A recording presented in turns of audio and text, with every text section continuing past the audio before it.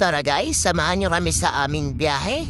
At hindi to biyaheng langit, kundi biyaheng Nuvali City. Welcome back again sa Nuvali City. Halika at itutour kita sa libreng pasyalan na ito sa Nuvali City.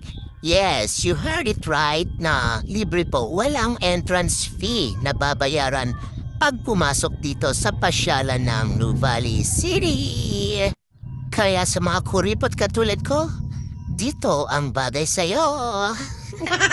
Kadalasang pumupunta dito guys, lalo pag umaga, is yung mga gusto lang mag-jogging, walking, running. Basta gusto mo lang mag-exercise guys at mabilad sa araw kasi ang ganda ng sunrise dito. Pwede mo rin dalhin dito yung buong pamilya mo, lalo na yung mga junakis na gustong maglibang.